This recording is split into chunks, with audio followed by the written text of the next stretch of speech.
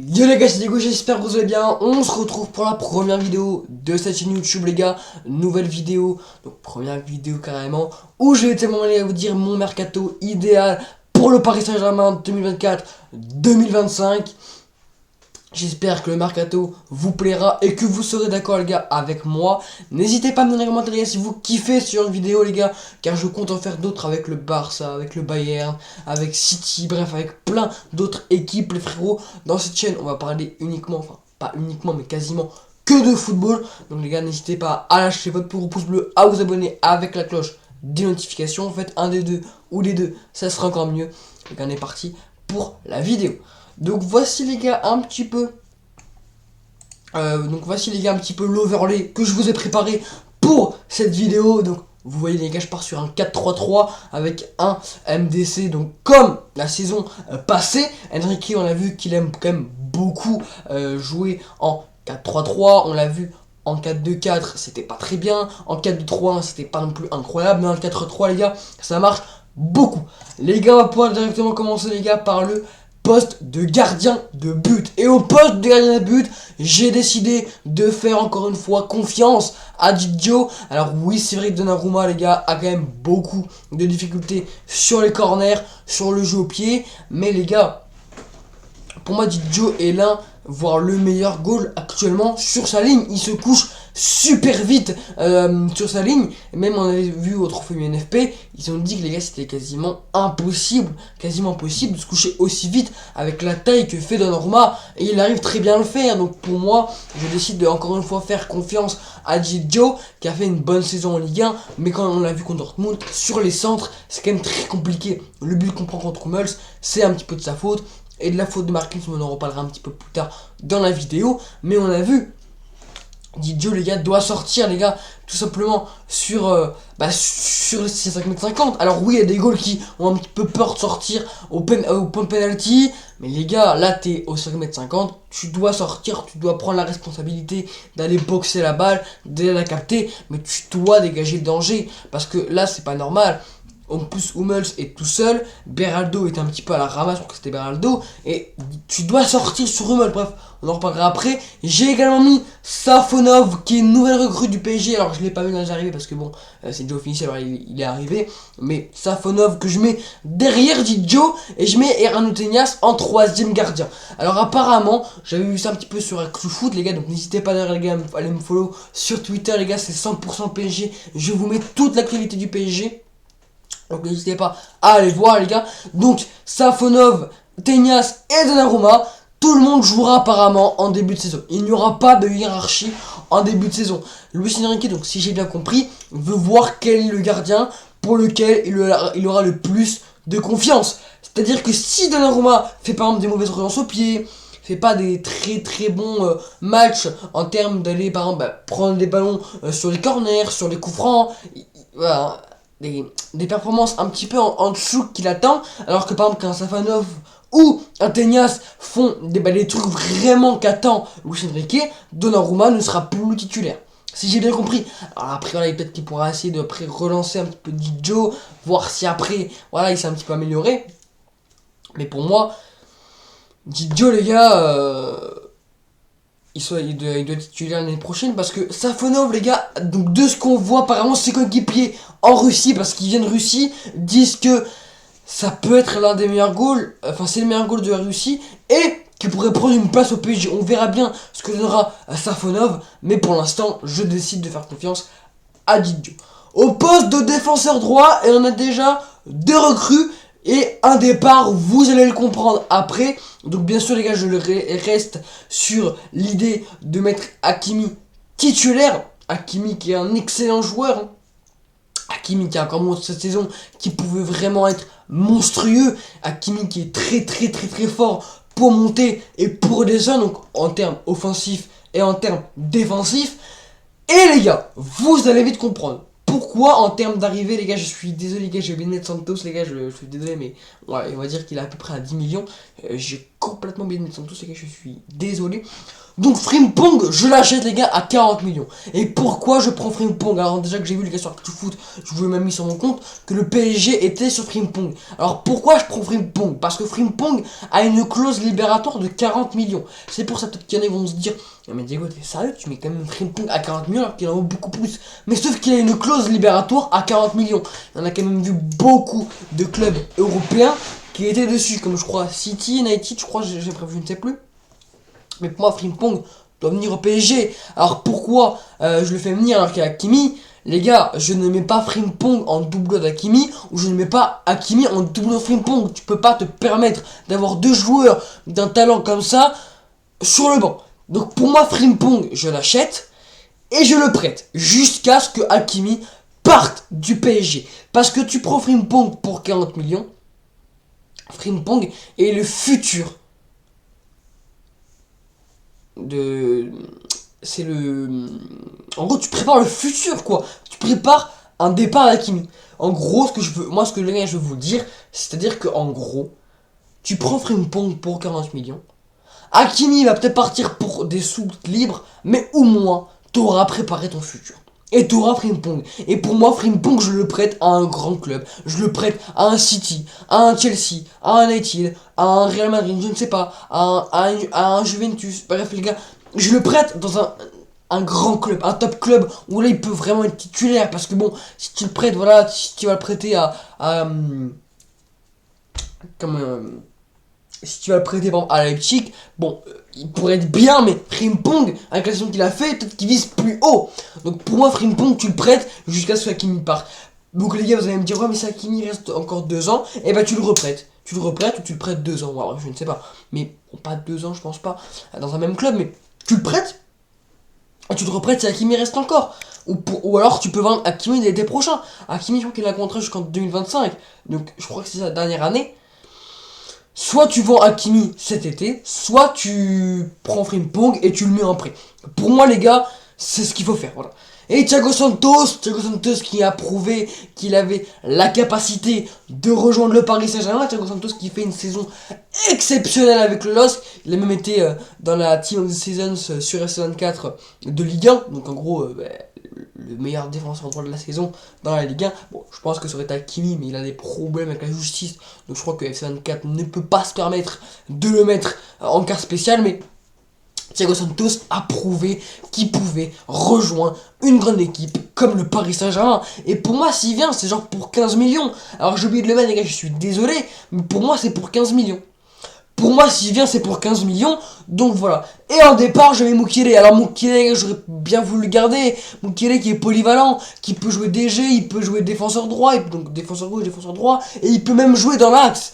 Il peut même jouer au poste de défenseur central. Et pour moi, Mukiele aurait pu avoir sa place sur le banc au Paris Saint-Germain. Mais Enrique, je pense, ne lui fait pas confiance. On l'a vu cette saison, Enrique ne l'a quasiment pas fait jouer, alors que il préférait mettre des Zaïre Emery, des Soler qui ne sont pas leur poste. Alors Soler qui a quand même été bon sur le côté droit, mais il préférait mettre des joueurs qui n'étaient pas à leur poste de prédilection, alors que c'est un Mukiele qui est son poste de prédilection. Donc je pense que ça veut tout dire. Bref les gars, on passe au poste de défenseur gauche. Et défenseur gauche, je garde Nuno Mendes. Je garde Nuno Mendes parce que pourquoi les gars, je vais m'expliquer. Mendes, oui, il a beaucoup de points physiques, mais Mendes est l'un, voire le meilleur défenseur gauche de Ligue 1. Et pour l'accompagner, pour qu'il ait de la concurrence, parce que si par exemple, t'as un Mendes et que tu le laisses comme ça tranquille, voilà, hop, hop, il est tranquille, le petit Nuno, et qu'il n'a pas de concurrence, ben il va s'en carrer le cul en fait. Il en aura rien à foutre de faire des bonnes performances parce qu'il saura qu'il jouera quand même. Il saura qu'il jouera quand même. Parce que s'il n'a pas de concurrence, alors s'il y a un Bernat, waouh, Mendes a peur de Bernat.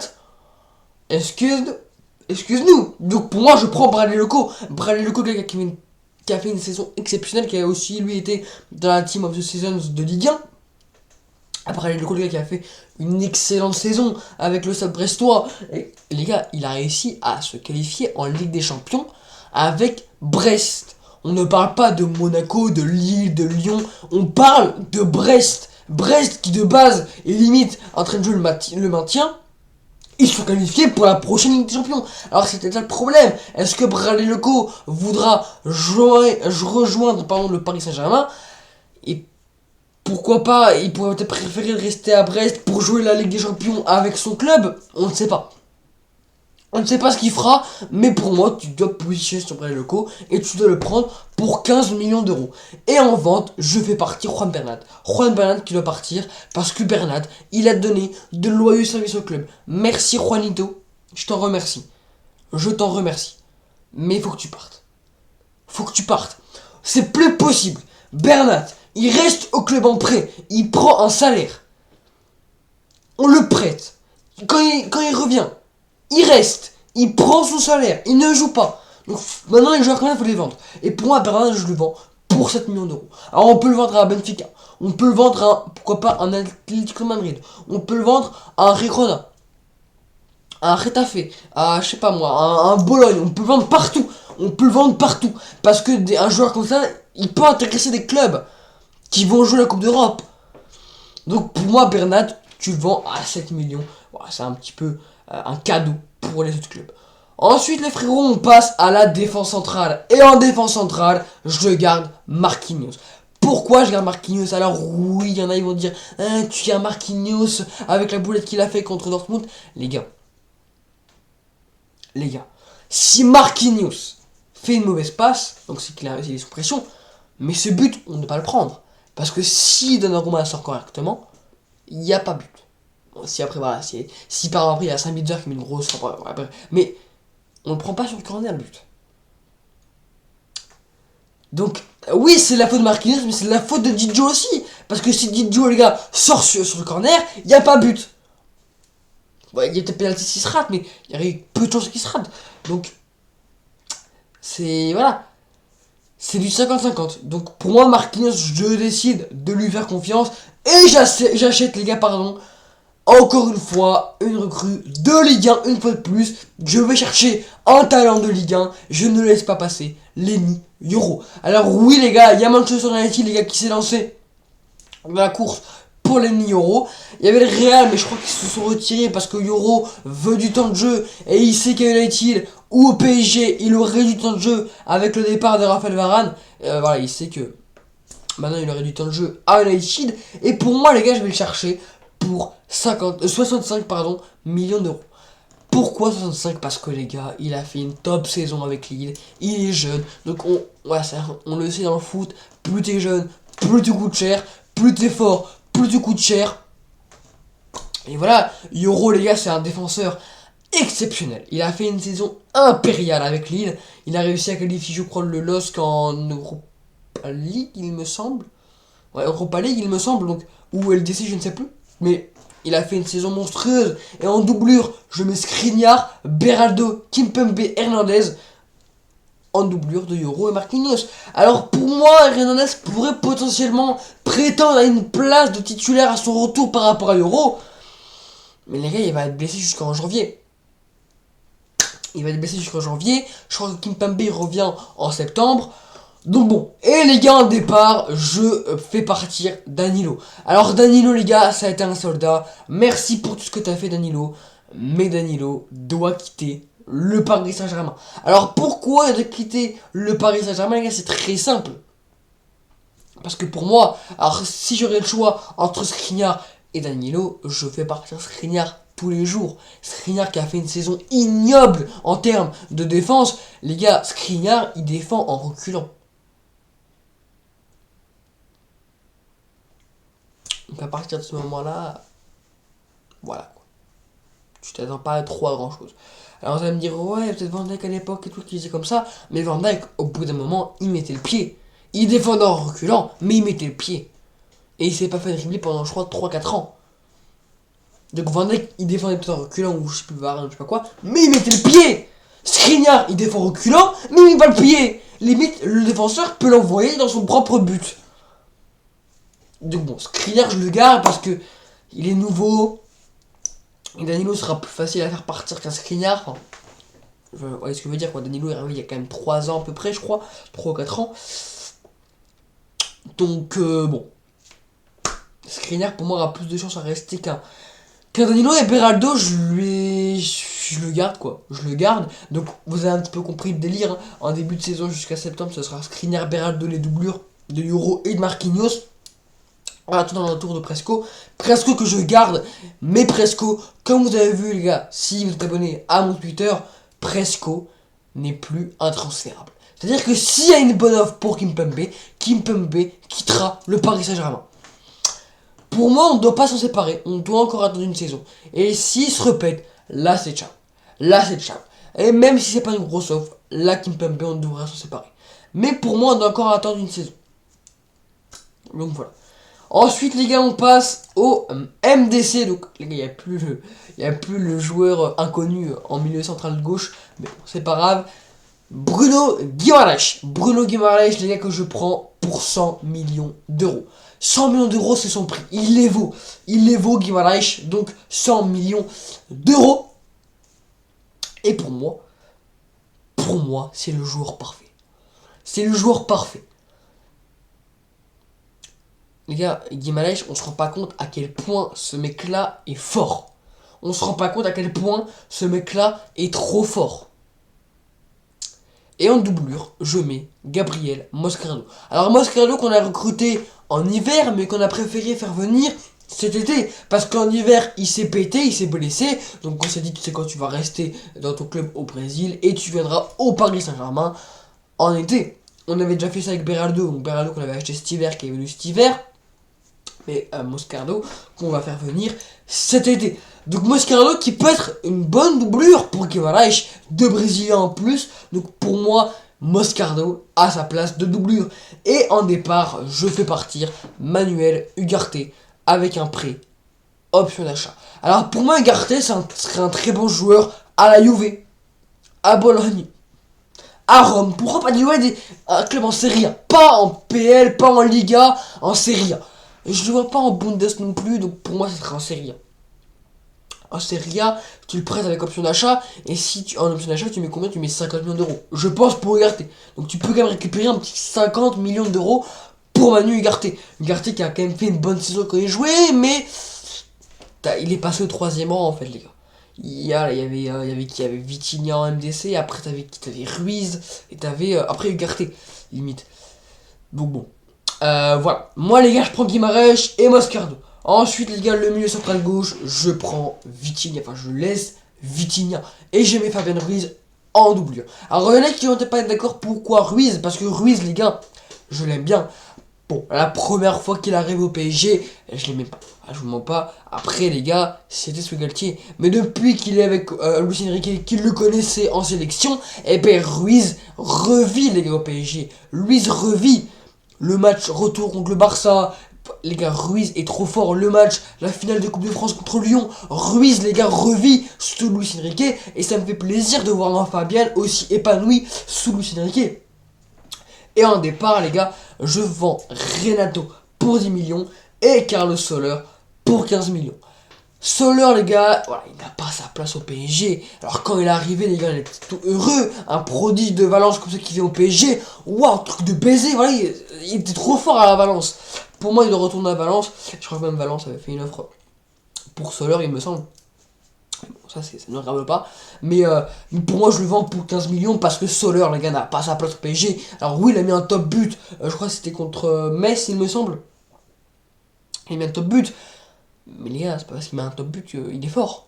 On l'a vu, quand il jouait, il était pas bon. Au poste de défenseur droit, il est pas né, mais c'était quand même moyen. Soler doit partir. Renato, qu'on avait prêté à Rome, il doit partir également. Renato, il se pète tout le temps. On doit le vendre. Voilà, je ne prends pas de recrue, je pense que vous avez remarqué.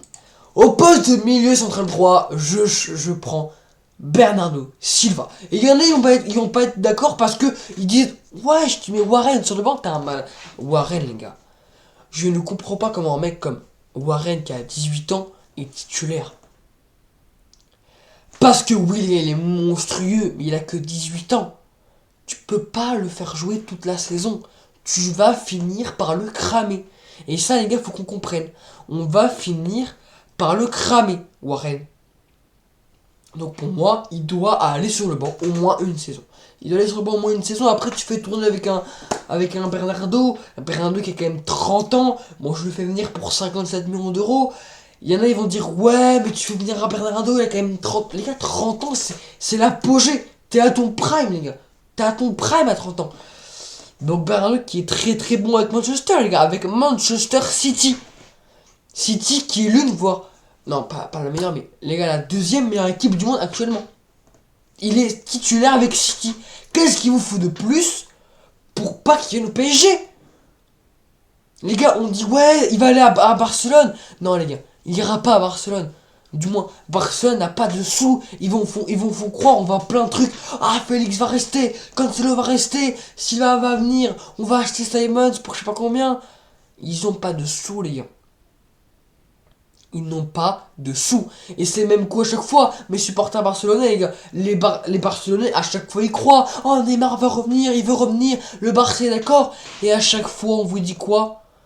Oh, fausse rumeur, le Barça n'a pas de sous. Le Barça n'a pas de sous. Et les gars, je vous ferai une vidéo mercato idéale pour le Barça. Le Barça doit vendre un joueur et en acheter un. C'est-à-dire que pour que le Barça recrute des joueurs, c'est par exemple si tu veux un buteur, tu dois vendre Lewandowski et recruter un buteur avec l'argent. C'est juste ça que tu dois faire. T'as pas de sous en plus. Nasser, par exemple, a dit, même si on ne vend pas de joueur, on a une enveloppe de 300 millions d'euros. Le Barça a zéro. Faut que tu vendes des joueurs pour acheter un joueur. En gros, tu remplaces. Tu veux le Lewandowski, tu remplaces par un joueur.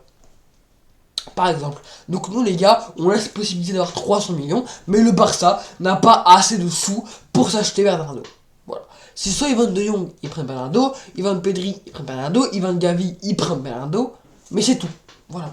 Mais pour moi, il y a un chantier ailleurs au Barça. On en reparlera dans une prochaine vidéo. Le poste d'attaquant droit, je décide encore une fois de faire confiance à Ousmane Dembélé. Dembélé, les gars, qui a fait une saison monstrueuse, qui est, je crois, deuxième meilleur passeur ou premier meilleur passeur, les gars, de Ligue 1. Franchement, Ousmane, il y en a qui l'aiment pas, il y en a qui trouvent qu'il fait mauvaise saison. Qu'est-ce qu'il vous faut de plus? Alors, oui, il marque pas, mais est-ce que Enrique lui a dit tu dois être meilleur buteur? Non.